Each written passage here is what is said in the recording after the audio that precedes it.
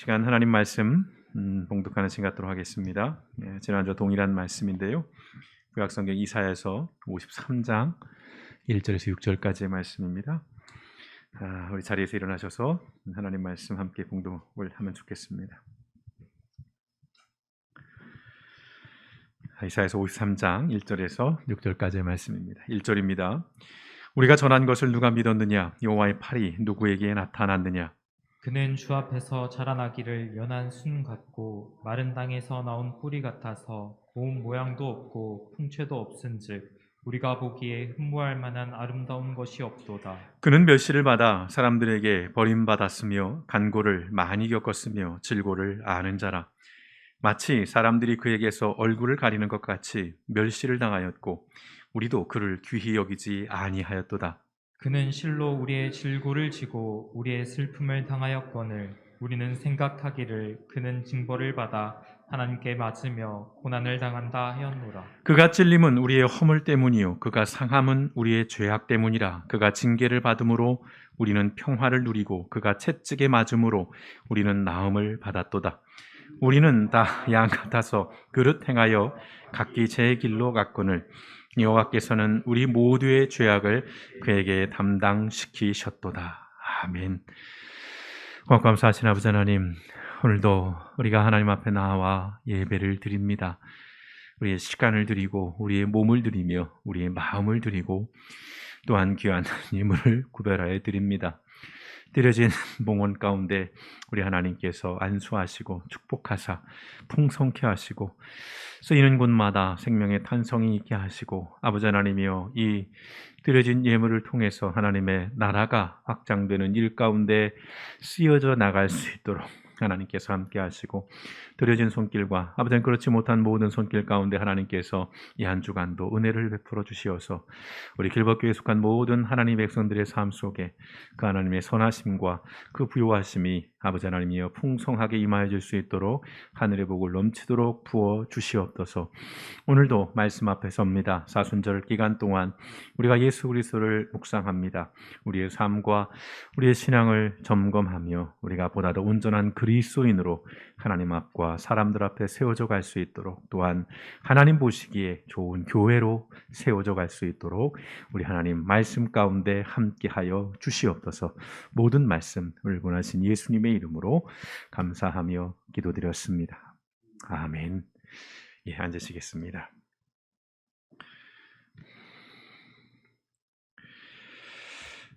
지난주는 어떻게 잘 넘어갔는데 오늘은 좀 기침이 좀 계속 조금 조짐이 있습니다. 혹시 기침이 있더라도 양해해 주시면 감사하겠습니다.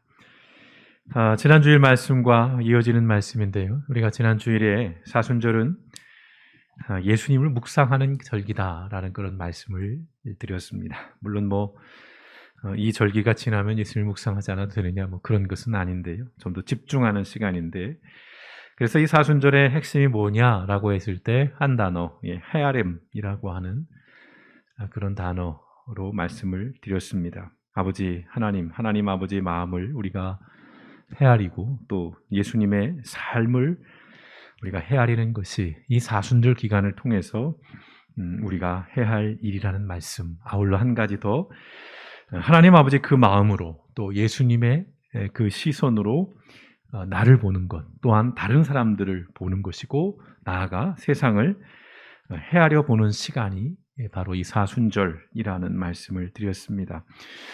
이유는 분명하죠. 하나님께서 또 예수님께서 아주 오랜 시간에 걸쳐서 여러분을 그리고 우리를 또한 이 세상을 헤아리셨기 때문입니다. 오늘 우리의 모습을 좀 돌아보면 우리의 교회와 우리 그리스도인들이 좀 부족한 것이 있다면 바로 이러한 헤아림이 아닐까 싶습니다. 좀 이 이야기를 오늘 말씀을 통해 좀 나눠볼까 하는데요. 이 헤아림이라는 것은 우리가 다양하게 좀 표현할 수 있을 것 같아요. 생각이라고 할 수도 있고 또는 어떤 묵상이라고 할 수도 있을 것이고요. 또는 성찰해본다 이런 성찰 또는 기도라고 표현할 수도 있을 것이고 회개라고 표현할 수도 있을 것 같아요. 이 헤아린다는 것이 우리가 잘 알고 있는 히브리서 12장 2절의 말씀에 믿음의 주요 또 온전하게 하시는 이인 예수를 바라보자라고 하는 말씀이 있어요. 여기서 바라보자라고 하는 이 말은 헤아림으로 바꿀 수 있어요. 믿음의 주요 또 온전하게 하시는 이인 예수를 헤아리자. 이렇게 바꿔도 무방합니다. 예수님을 우리가 헤아리게 될 때에 오늘 말씀에 근거하자면 히브리서 이 말씀에 근거하면 바른 믿음과 온전한 삶이 가능해진다는 것을 우리는 말씀을 통해 확인합니다. 아울러서 히브리서 12장 3절 그 다음 절 말씀에도 보면 너희가 피곤하여 낙심하지 않기 위하여 죄인들이 이같이 자기에게 거역한 일을 참으신 일을 생각하라라는 그 말씀. 여기서 이 생각하라는 말씀도 헤아려 보라는 말씀으로 바꿔도 전혀 무방하지 않습니다. 예수님의 삶을 깊이 그리고 오랜 시간 헤아린다면 여러분이 살아가는 삶의 과정에서 여러 가지 어려운 상황들 또 예기치 않은 일들 속에서도 여러분의 믿음을 지켜 나아가실 수 있으리라고 확신합니다. 내가 왜 흔들릴까? 내가 왜 이렇게 어제는 이랬다가 오늘은 이럴까라고 했을 때 이유는 여러 가지가 있을 것이에요. 근데 깊이 있게 생각해 볼 것은 내가 얼마만큼 예수님의 삶에 대해서 깊이 그리고 오래 헤아려 봤는가. 이 점을 한번 다시 점검해 보시면 좋을 것 같습니다. 이사야서 53장의 이 말씀에서는 헤아림의 바른 모습과 잘못된 모습을 같이 보여주고 있습니다. 일단 헤아림의 바른 모습은 우리가 지난주에도 살펴봤던 3절 말씀이죠. 같이 읽어볼까요? 시작. 그는 멸시를 받아 사람들에게 버림받았으며 간고를 많이 겪었으며 질고를 아는 자라. 네, 지난주에도 그런 말씀을 드렸어요. 이 말씀을 묵상할 때마다 항상 은혜가 됩니다. 질고를 아는 자라는 것이 은혜가 돼요. 자, 예수님 멸시를 받았고 간고를 많이 겪었으며 질고를 아시는 분. 무슨 말씀입니까? 지난주에도 좀 이런 말씀을 드렸어요. 예수님은 그야말로 천상의 존재가 아니라는 것이죠. 천상에서만 사신 분이 아니라는 것입니다. 우리와 같은 세상에서 우리와 같은 삶을 사신 분이라는 겁니다.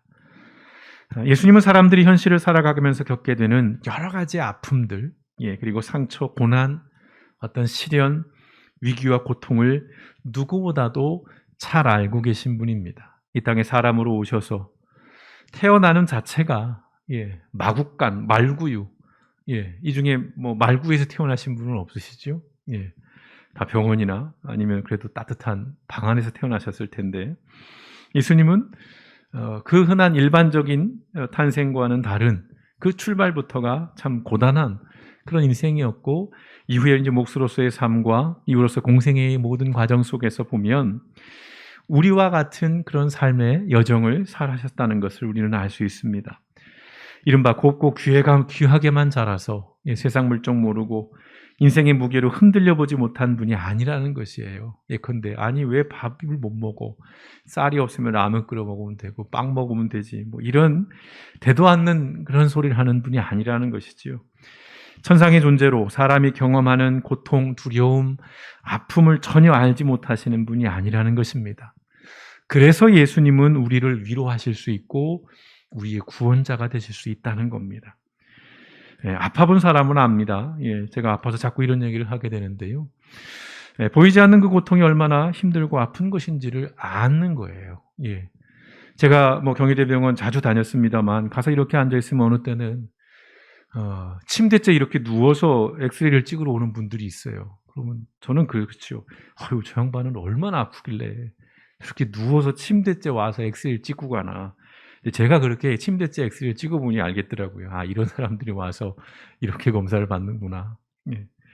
또 두려움에 떨어본 사람도 아는 것이죠. 순간 온몸이 굳어버려서 아무것도 할 수 없는 그 극한의 공포를 압니다. 아니, 도망가면 되지. 근데 그게 안 되는 거죠. 정말 두려움에 빠져본 사람들은 그냥 얼어버리는 거예요. 몸이 움직이지 않는 것. 그건 경험해보지 않으면 잘 모르는 것이지요. 아울러서 사랑하는 사람을 먼저 떠나보낸 사람은 알고 있습니다. 그 상실감, 그 허전함, 그리고 그 그리움이 얼마나 깊고 간절한 것인지를 정말 생생하게 알게 되는 것이지요. 내가 겪어보면, 경험을 해보면. 그런데요, 내가 헤아려 보고 내가 경험해 봤다고 해서 그것이 언제나 긍정적으로 또 옳은 반응으로 나타나는 것은 아닌 것 같습니다. 더러 그러한 경험이 다른 사람들에게 고통을 주고 상처를 주는 독이 되기도 한다는 것이죠. 결과적으로 잘못 헤아린 것입니다. 예컨대 군대에서 가혹행위가 사라지지 않는 이유가 바로 그런 것이에요. 내가 당해봤으니까 안 해야 되는데 당해봤으니까 해요. 그게 계속 대물림이 됩니다. 어떤 외부에서 강력하게 개입을 하지 않는 한 희한하게요. 그게 그치질 않아요. 또 대표적인 게 뭡니까? 고부간의 갈등. 예. 시어머니와 며느리의 갈등. 물론 모든 가정이 다 그렇다는 것은 아닌데요. 제 친구가 이제 2월에 늦은 나이에 이제 결혼을 했습니다. 저도 이제 늦가기 신랑 축하해주러 갔었는데 거기서 이제 사회를 부른 분이 이제 신랑 신부들이 부모님께 인사를 하는 시간이 있잖아요. 그래서 이렇게 이제 제 이제 친구 입장에서는 이제 장인 장모님께 인사를 이렇게 하는데 뭐 사랑한다 이렇게 안아주세요 뭐 이렇게 인사를 시키더라고요. 근데 이제 그 처가 쪽에 이제 인사를 이렇게 하는데 이제 신부가 이제 인사를 하는 거잖아요. 그러니까 뭐 이제 사랑한다고 안아주세요 이렇게 하더니 이제 시어머니 이렇게 며느리 안아주세요라고 하는데 그때 사회자가 그러더라고. 이렇게 말씀해 주세요. 내가 네 CM이다. 빵 터졌어요. 그 느낌, 그 의미가 뭔지를 알잖아요. 이제 10월드에 들어왔다는 얘기를 하는 것인데 이상하죠. 예, 내가 겪어봤어요. 그것이 얼마나 서럽고 힘든지. 그런데 내가 그 위치가 되면 고스란히 또 누군가에게 그러한 일을 합니다. 또 대표적인 게 뭐예요? 갑질 같은 거잖아요. 갑질. 예. 내가 여기 가서는 막 저 자세인데 돌아서면 여기선 또 그 자세가 되는. 제대로 헤아리지 않기 때문이에요. 내가 당해봤으면 그래서 힘들었고 괴로웠으면 이게 대물림 돼서는 안 되는 것이지요. 하지만 현실에서는 당해봤기 때문에 괴롭히고 그 경험했던 것 때문에 오히려 더 힘들게 하는 정말 잘못 헤아린 것이고요. 제대로 성찰하지 못한 것입니다. 오늘 고난받으시는 예수님을 보면서 사람들은 이렇게 생각을 했어요. 이사야서 53장 4절 하반절에 보시면 우리는 생각하기를 사람들이 생각하는 겁니다. 예수님이 왜 고난을 받을까? 그는 징벌을 받아 하나님께 맞으며 고난을 당한다 하였노라. 지금도 그렇습니다만 이때 당시에 사람들의 세계관은 뭐였냐면 누군가가 질병이 생겨요. 또한 어떤 삶의 어려움을 겪습니다. 죽음을 맞이해요. 그러면 그걸 어떻게 이해하냐면 하나님의 징벌로 이해를 해요. 저 사람이 죽을 죄를 졌으니까, 저 사람이 아플 죄를 졌으니까, 저 사람이 고난받을 만한 짓을 했으니까 지금 하나님으로부터 벌을 받는 거야 라는 생각을 일반적으로 했어요. 지금 우리도 그런 생각을 더러 하기도 합니다만, 그러니까 예수님이 그 당하는 고난을 보면서 저건 저 사람이 무언가 잘못을 했기 때문에 자기 죄에 대한 대가를 치르고 있는 것이다 라고 생각을 했다라는 것이에요. 그러니 그런 생각을 했으니까 사람들은 예수님을 더 멸시하고 예수님을 귀하게 여기지 않게 되는 것이죠. 그러나 여러분, 사실과 진실은 무엇이에요? 4절 상반절입니다.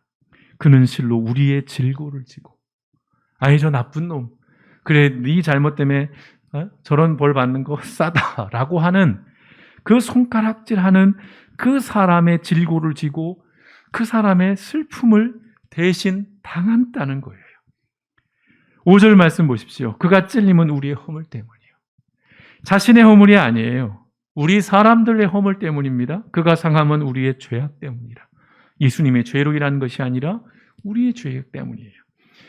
그래서 어떤 일이 벌어집니까? 그가 징계를 받음으로 우리는 평화를 누리는 거예요. 그가 채찍에 맞음으로 우리는 나음을 받는 것입니다. 예수님의 고난은 우리 때문이라는 것이지요. 예수님은 이 땅에서 멸시를 당했고 간고를 많이 겪었고 질고를 아셨습니다.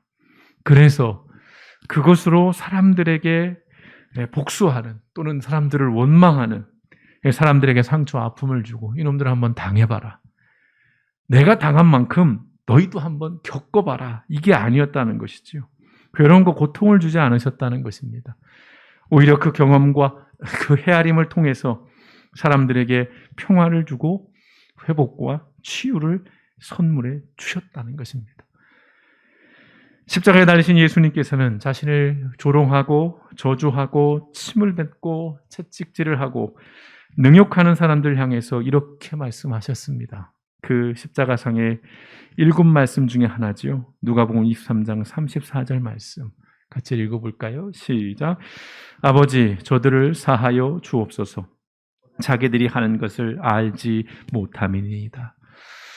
아버지, 제 혼내주세요. 아버지, 제 좀 때려주세요. 아버지, 제가 나한테 욕해요. 제가 나를 놀렸어요. 이게 아니었다는 것이에요. 아버지, 저들을 사하여 주옵소서. 자기들이 하는 것을 알지 못함이니이다. 여러분, 헤아린다는 건 참 이런 것이죠. 헤아려 보는 거예요. 예수님이 생각을 해보는 것입니다. 그들의 입장에서 왜 저들은 나에게 이렇게 할까? 그걸 생각해 보는 거예요. 그랬더니 결론이 뭐예요? 자기들이 하는 걸 알지 못해요. 무지하기 때문에. 모르는 거예요. 참, 그래서 이 헤아린다는 것은 그만큼 어렵고 힘든 일이죠, 사실은. 네. 근데 예수님만 그러신 게 아니라 하나님께서도 오늘 그렇습니다. 6절의 말씀 다 같이 보실까요? 시작. 우리는 다 양 같아서 그릇 행하여 각기 제 길로 갔거늘 여호와께서는 우리 모두의 죄악을 그에게 담당시키셨도다. 하나님이 오랜 시간 보시는 거예요. 다 제 길로 가는 겁니다. 순종하지 않아요. 불순종합니다. 늘 배교해요. 늘 우상 숭배합니다. 늘 말씀을 떠납니다. 그러니까 여러분들 죽어봐라가 아니라 하나님께서는 그러한 우리 모두의 죄악을 당신의 아들이신 예수 그리스도에게 담당을 시키신 거예요. 하나님이 가학적이셔서가 아니라 오랜 헤아림의 결과물이라는 것입니다. 깊이 헤아리지 않으셨다면 늘 죄악을 저지르고 잘못된 길로 나아가는 우리를 진즉에 포기하시고 벼락불로 심판하셨을 거예요. 그러나 그러지 않으셨다는 겁니다. 사도 베드로는 조급해하고 낙심해하고 실망하는 성도들에게 이런 말씀을 주십니다. 베드로후서 3장 9절 하반절 같이 읽습니다.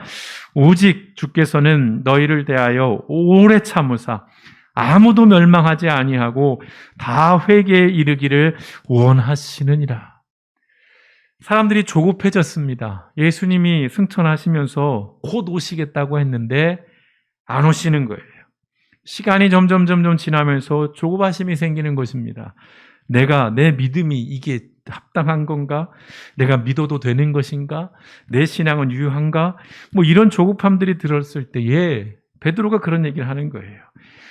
너희를 오래 참으사 아무도 멸망하지 아니하고 나만 몇 사람만 우리만 구원받는 게 아니라 더 많은 사람들이 구원받기 위한 어쩔 수 없는 그 시간들, 결국 하나님이 원하시는 것, 예수님이 원하시는 건 니놈들 죽어봐라가 아니라 어떻게든 한 영혼이라도 돌아오기를 기다리는, 그 집 나간 아들을 기다리는 그 아버지의 마음으로 우리들을 헤아리셨다는 겁니다. 그리하여 다시 말씀드리면 헤아린다는 것은 사실은 기다린다는 것이죠. 그리고 한 번 더 기회를 주어오는 것입니다. 참 어려운 이야기입니다. 예수님 우리의 질고를 아시는 분입니다. 그래서 우리가 그분을 믿을 수 있어요. 예수님은 상처가 많으신 분입니다. 상처가 많다는 것은 뭐예요? 많이 넘어졌다는 것입니다. 제 무릎에도 보면 수많은 흉터들이 있어요. 저희 어머니가 그때만 해도 무릎 보호대라는 걸 뭔지 모르셨고 아마 없었겠죠. 그러니 맨바닥에 늘 넘어지는 게 다반사니 흉터들이 있는 것이죠. 많이 넘어졌다는 것입니다. 많이 넘어졌다는 건 뭐예요? 그만큼 아팠다는 것이죠.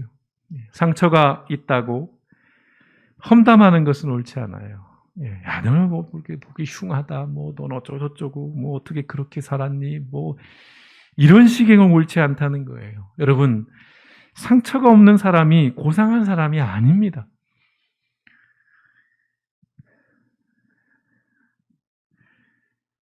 다른 여러 가지 말씀을 하고 싶지만 넘어갑니다. 그러나 잊지 마십시오. 상처가 없는 사람이 고상한 사람이 아니에요. 상처가 있어서, 그래서 다른 사람의 상처에 공감할 줄 알고 그 아픔을 헤아릴 수 있는 사람, 바로 그 사람이 진짜 고상한 사람인 겁니다. 여러분, 누구도 상처 없이 살 수는 없어요. 그런 인생은 어디에도 없습니다. 혹시 있다면 일반적인 삶과는 전혀 동떨어진 아주 특별하거나 매우 특이한 삶을 살았던 사람일 것입니다. 그런 사람은 다른 사람의 상처를 이해하지 못해요. 아픔을 공감하지 못합니다. 여러분, 공감하지 못한다는 것은, 또 헤아리지 못한다는 것은 사람이 지녀야 할 가장 기본적인 소양을 갖지 못한 거예요. 만약 내가 그리스도인인데, 내가 예수쟁인데, 내가 목사인데 다른 사람에 대해서 공감을 하지 못해요. 저희가 가진 그 상처를 내가 이해 못해요. 아니, 이해하려 들지 않아요. 아니, 오히려 손가락질해요. 네가 어떻게 살았길래 너는 그런 상처를 갖고 있냐? 네가 똑바로 살지 못했으니까 너는 그런 상처를 가진 거지. 이건 사람 아니라는 거예요. 나아가 그리스도인일 수 없습니다. 아무리 방언을 하고, 아무리 예언을 하고, 아무리 40일 금식을 한다 할지라도 그리스도인 아닙니다. 단언합니다.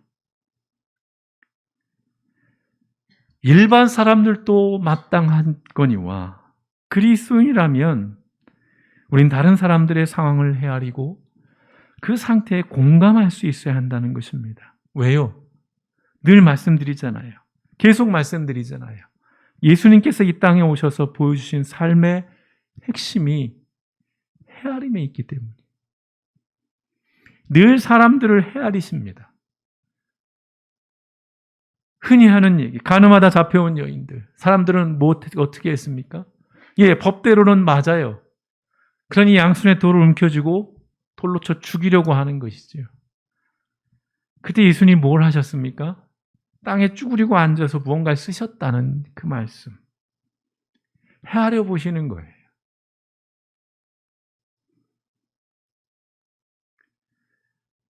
오늘 우리의 교회와 그리스도인의 모습을 좀 돌아보기를 원합니다. 우리가 신앙인, 심지어 목사임에도 참 부끄럽습니다만 우리가 얼만큼 예수님을 잘 헤아리고 있는지, 그분의 삶을 우리가 얼마만큼 잘 알고 있고 공감하고 있는지,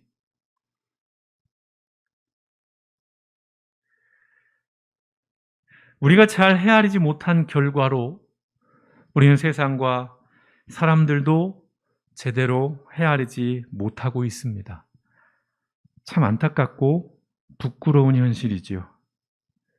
민감한 말씀을 좀 드립니다. 저는 이번 대선을 이렇게 평가를 하고 싶습니다. 욕망이 신앙과 상식을 이긴 선거라는 말씀. 물론 저도 욕망이 있습니다. 욕망 자체가 나쁘다고 볼 수는 없어요. 그러나 선은 있는데 그 선은 넘어갔다고 생각을 합니다. 물론 이 말씀은 일단 우리 교회와 그리스도인에 대한 평가입니다. 이 말씀은 우리가 좀 더 나눠보기를 원하는데요. 제가 사진 한 장을 보여드리겠습니다. 어떤 특정한 이념이나 특정한 후보를 옹호하거나 어떤 특정한 정부를 옹호하거나 그러려고 보여주는 게 아니고요. 또는 어떤 언론사를 보여주려고 하는 것이 아닙니다. 상징적인 것이에요. 이미지 없나요? 여러분 눈에 잘 들어오시는지 모르겠어요. 여러분 열린 마음으로 저 이미지를 봐주셔야 합니다. 같은 뉴스예요. 같은 뉴스 채널이고 같은 앵커입니다. 같은 주제를 다루고 있어요. 자, 위에 헤드라인, 밑에 라인이 뭡니까? 뉴스 라인이? 집값이 너무 올라서 한숨을 짓고 있다는 기사예요. 근데 똑같은 뉴스에서 똑같은 앵커가 아랫줄은 뭐라고 얘기합니까?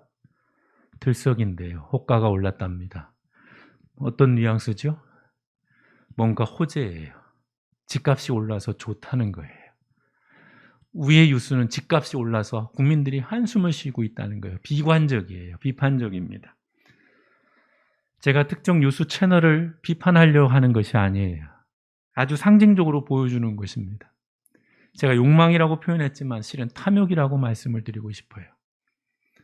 특별히 교회들이 이번 대선에서 목사들이 어떤 모습을 보였는지 다음 주에 적나라하게 제가 여러분에게 말씀을 드리고 싶어요. 그건 정치 이야기를 하는 것이 아닙니다. 우리 신앙에 관련된 이야기예요. 우리의 본질에 관련된 이야기입니다. 불편하실 수 있습니다. 그러나 저는 오늘 이 이사야서 53장의 말씀, 예수 그리스도의 그 고난받으심과 그것을 헤아리는 과정에서 여러분에게 드리는 말씀입니다. 욕망이라는 건 어제 오늘의 이야기는 아니에요. 문제는 더 이상 교회도 그리스도인들도 욕망을 감추거나 부끄러워하지 않는다는 것입니다. 사람보다 자본을 우선하는 것을 이제 교회도 당당하게 드러냈다는 점입니다. 사람을 혐오하고 차별하는 것을 당연한 것으로 여기고 있다는 점입니다. 저는 목사로 있기 때문에 교회와 목사들에 대한 모니터를 많이 합니다. 어떤 목소리를 냈고 어떤 태도를 가졌고 어떤 메시지를 전하는지, 그리고 지방의 단톡회 목사님들이 어떤 이야기들을 하는지를 저는 많이 듣고 있습니다. 고민이 굉장히 많아졌어요. 그 구체적인 이야기들은 좀 다음 주에 나눠보면 좋겠습니다. 여러분 오해는 하지 마십시오. 그리고 좀 마음을 열린 마음으로 제 말씀을 들어주시기를 부탁을 드립니다.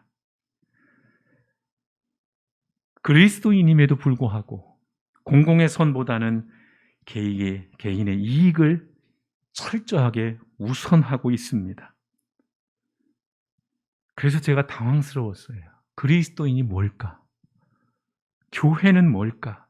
알지요? 모르지 않습니다. 이런 문제가 하루 이틀 있는 게 아니에요. 그런데 이제 너무 그것들이 노골화되고 있다는 것입니다. 성도 여러분, 우리는 다시 아주 깊고 세밀하게 예수님의 삶과 가르침을 헤아려 봐야 할 때입니다. 지나치게 부정적이고 비관적이고 냉소적이라는 것 인정합니다. 그런데 이대로 가다가는 교회가 허물어집니다. 이대로 가다간 더 이상 교회가 우리 사회에 설 자리를 잃어버리고 말 것입니다. 우리가 예수님의 삶과 그 가르침을 깊이 헤아려 봐야 하는 이유는 분명해요. 여러분, 우리가 그리스도인이기 때문입니다. 그리스도인이기 때문입니다. 그리스도인이기 때문이라는 거예요. 탐욕은 헤아림을 차단해버려요. 탐욕은요, 다른 사람의 삶을 들여다보지 못하게 합니다. 그 사람의 입장에 서보지 못하게 해요. 그 사람의 자리에 가보지 못하게 합니다. 오직 나만, 지난주 말씀드렸죠? 어느 아이의 기도의 제목, 하나님 나만 잘되게 해주세요. 꼭이요. 예수님에 대한 깊은 헤아림을 우리가 멈춘다면 우리도 멈춰버릴 것입니다.